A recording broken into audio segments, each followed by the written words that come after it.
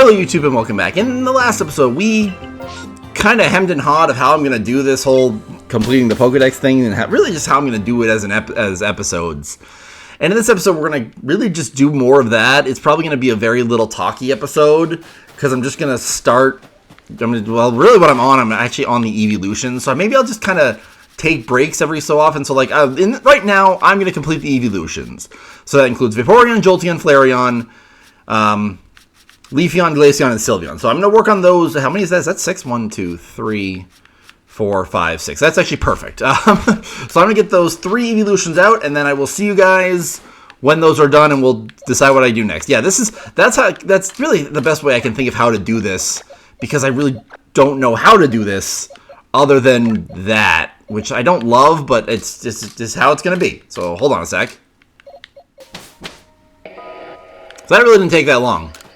And all the evolutions should now be done. Yep, there we go. Like I said, basically all they took was Baby Doll Eyes and like a signature move essentially. So like for Glaceon it was Ice Beam, Leaf Blade, like that kind of thing. So that was really easy. Glaceon is able to lower its body temperature very quickly. It freezes the atmosphere, creating diamond dust that glitters like gems while it flutters and dances around. Cells similar to those of plants have been found in its fur. Its hard tail can fell a large tree with one stroke, and the tail's sharpness exceeds even that of a sword crafted by a master. Tests show that its cells closely resemble water molecules, which perhaps explain its ability to conceal its form while submerged. I believe the origins of mermaid folklore lie with this Pokemon. It emits a soothing aura from its ribbon-shaped organ. That was just a gross. Ribbon-shaped organ was just a gross combination of words. It wraps these appendages around Quarrelers to instantly restore calm to the situation. Flames burn within a sac-like organ inside this Pokemon. When Flareon inhales, these flames grow in intensity, reaching a mighty 3,000 degrees in Fahrenheit. And remind you of Star Fox. This baby can take a temperature over 9,000 degrees, or was it 900 degrees? I don't remember. Bristles in its fur into sharp, needle-like points when enraged. One can hear electricity crackle in its breath when it exhales. Nice. Am I going to get the last... I don't know. I don't think... No, I didn't... It's just force of habit at this point. It's so frustrating that I keep doing that. I don't mean to keep doing it. Although I don't hate it because I actually kind of need a massive mass outbreak in not Cobalt Coastlands. I need it in... I think it's Alabaster Icelands. Because I need to get another Oshawott. Because, yeah, I screwed myself over by not getting the Oshawott before. Completing Oshawott. But that's future Ben's problem. So next up, what's after the evolutions? We're looking really good so far. We've got everything down to the evolutions. So what's next? Crobat's up next. So I think I'll just probably see when I do a few more. Because I'm not going to jump in every time. The evolutions was just a good like stopping point. So yeah, I'll complete a few more and then we'll see. Then I'll see you. So hold on a sec. I'm just going to cut back in here just because why not? This is not terrible. Like this really isn't terrible. Like I really don't mind this. It's kind of like not necessarily mindless, but it's close to mindless in the sense that like I just go around, do some things. We're on to Weirdeer now, just using Agile style. Fucking wow, that looks familiar. Holy crap, that brought back memories. If we were just in Cobalt Coastlands, I'd be really pissed off. Oh, you've got to be kidding me! God fucking dang, Weirdeer, I do not like you. Like I wanted to like Weirdeer because like Snailler's just one of those Pokemon that like needed an evolution for the longest freaking time. But Jesus Christ, I missed 2 fucking Side Shield dashes in a row. Like, how accurate is that? 90! Jesus Christ, that's ridiculous. Ugh. But I gotta say, I know I didn't say it in the last episode, or really, the start of this episode, I should say. But today is, May 31st. It's the end of May. Really not much is going on. It's just Saturday. It's very freaking warm. It's super freaking warm out. And I'm going to be busy tomorrow, so I'm not going to get a chance to record, so I'm really trying to get, maybe not 4 recordings, but like, yeah, at this rate, I'm probably going to do 1 more after this. And again, I have no idea how long these episodes are going to be. The last 2 episodes, I kind of have an idea, but these episodes, I'm cutting so much out that, like, fuck you, Starly. I'm cutting so much out that it's hard to, like, determine how much, come on, run. I realize that, like, crap. I realize, though, that if you let the Pokemon run and then strike them as they're running, you kind of, like, get a free hit. Oh, god dang it, why is... Side Shield Bash again, then. Weirder should be that hard. Most of the evolved Pokemon aren't that hard because they already know their moves, so they can't like be caught. Although actually, one of the Pokemon I have with me, I have Kricketune with me, as you can see in the top left. Hold on, 2, 4, 6, 8, 10. Wow, that's very easy. I have Kricketune because Kricketune I need to catch or defeat or use Slash 25 times, or I can level it up to learn X's. No, I don't. No, I don't want to do this yet. I don't want to do this yet. Or I can level up to learn X Scissor, which I don't know when it learns X Scissor. So I also learned that Happini's basically done because I found some wild Happinis, which was very nice. I'm not gonna have to worry about Happini. We're down to Weirdeer. I guess actually, yeah, I think I'll probably cut and see you when I get done with Snorlax because Pichu's kind of another issue. And then we'll work on our shiny Raichu. So hold on a sec. I'm just sorry, humble brag that I had to throw in the shiny Raichu. So yeah, hold on. Let me finish Snorlax by using Double Edge one time, and then I will see you guys later. Hold on. Okay, so everything should be done up to Snorlax save for Kricketune, because Kricketune is going to be a pain in the butt. We actually had to go catch the Alpha Snorlax because the Snorlax I have doesn't know Double Edge, which is fine. So what do we got? We should have a lot to read now. Starly I don't care about. No. Crobat, yep.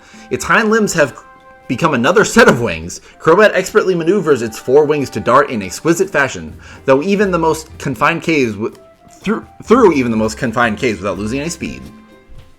Driftblim. It drifts along at dusk, perfectly silent. Its transient, melancholy aspect touches some people deeply. Every so often, one will come upon a song or poem devoted to Drifblim. That's creepy. Snorlax. This glutton appears in villages without warning and devours the entirety of their rice granaries. Such occurrences have been counted among the gravest of disasters. Weirdeer. The black orbs shine with an uncanny light when the Pokemon is erecting in... Sorry. The first sheds... You can't just say that word, Laventon. I'm sorry. The fur shed from its beard retains heat well and is highly useful material for winter clothing. Happini will be very easy now that we caught one, which is very convenient, so I don't have to figure out even how to evolve it. We just have to use Baby Doll Eyes once, which will be easy once we get there. And Golem. The rock-like shell is shed each year. The cast-off shell then crumbles, reverting to a mass of soil, which can be spread across fields to promote crop growth. Nice.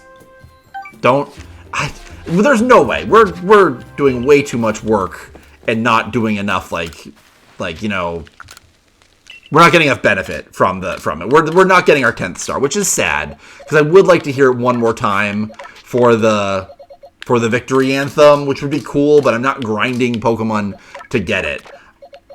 So next up, I'm going to work on Raichu, because I'm just going to show you basically what I do. So I basically come to the Pokemon, which again, all we're missing is Kricketune, because a lot of it is catching alpha specimens, catching without being caught, number defeated, X Scissor, and food. So like, all that is finding wild Kricketoons, and I don't think you can find wild Kricketoons in Obsidian Fields. I think you can only find them in Crimson Mirelands, if I'm not mistaken.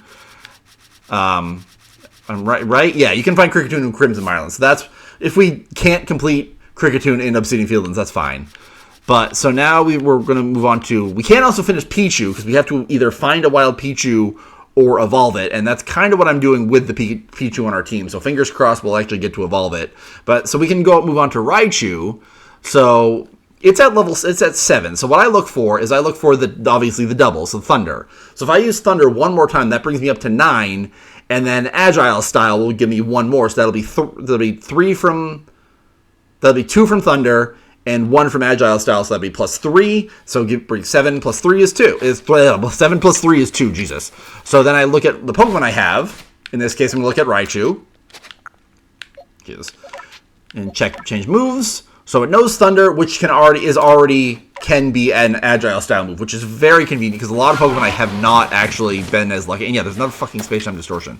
A lot of Pokemon I have not been as lucky because I have to I don't have their move as a certain form, which is very unfortunate. God, stupid Starly. It's also annoying that a lot of Pokemon in this area are freaking, what's it called? Geodude, so I can't actually even use Thunder on them. But you know what I'm gonna go for? Oh, Coin, I don't want to talk to you. Don't see me. Okay, she didn't see me. Was that Charm? I don't remember. going to check to see if there's the Pichu over here, because they can spawn, so maybe I'll get lucky. No, that's Pikachu. I don't want Pikachu. I want Pichu. Oh, holy crap. Okay, if I could finish Pichu, that would be very convenient. Pichu, I think I want to give food to, which would be very nice. Yeah, give it food will give me one more. So what does Pichu like? Pichu likes a lot. So I can just give it something it likes, then Pichu will be done. I don't even have to worry about evolving. That'll be very convenient. I just have to give it something it likes. Which would work as the Dazzling Honey. Yep, that's basically what I've been doing. So, do-do-do-do. Eat the food, Pichu. Nice, there we go. Pichu should be done now, which is very convenient. So now I don't have to carry around the one I was trying to evolve. Because that is part of the reason why I was, like... Not necessarily why I was holding in Pichu around, but... something I was thinking about that, like, if I got it, then I wouldn't have to... If I found a wild Pichu, then I wouldn't have to worry about evolving it. But I'll hold on to the evolving just in case. Kricketot, okay, good. Kricketot's another Pokemon that likes to freaking run. So now if we use Agile Style Thunder, this should finish off Raichu. And we caught Pichu, so Pichu will be done. So this was very nice. This is a very good way to end the episode. And that'll probably do it for this episode. I have no idea how long these episodes are going to be. I just wanted to show you, like, my... kind of how my thought process has been for this. Is kind of wacky as crazy it is. So I saw Laventon, so those two should be done now. Yep. We caught the Pichu. Come on. Let me see Laventon. Yep, there we go. New to observations. Good. Yep, both Pichu and Raichu are done. Nice. Pichu stores electricity in the sacs on his cheeks, but discharges it inadvertently when agitated or excited. Being yet immature, the Pokemon's handling of electricity is rather inept. And Raichu. It can discharge bursts of electricity exceeding 100,000 volts. A single strike with that amount of power would incapacitate one of the Caparaja of my homeland. Oh, right, I love that one. Because not only does it kind of retcon a Pokedex entry from, like, Red, Blue, and Yellow, where it mentioned a South African elephant, which doesn't really, like... Not that wouldn't exist anymore, but, like... Pokemon doesn't exist in the real world anymore. Because originally, like, they were kind of flimsy and they kept referencing, like, real life places. Like Lieutenant Surge being the Lightning American. But now they kind of retcon that. Like, no, it's a Caparaja that's obviously the elephant version in Pokemon. And it confirms that Laventon is most likely from Galar. Because that's the only place where we've really seen Caparaja from. It's implied that Caparaja and Cufant, by extension, are imported from another region. So technically... Laventon could be from that region it originally came from, which would be kind of cool. It would be probably like in India. That's what it is. It's not a South African. Jesus Christ, it's an Indian elephant. Laventon could be from the Pokemon world equivalent of India, which would be kind of neat. But cool.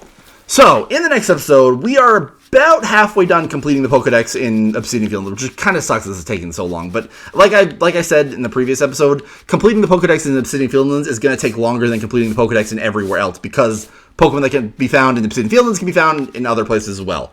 So we got to work on the other half. So if you can see, we're down to Raichu. So we're down to Abra is our next Pokemon we have to complete.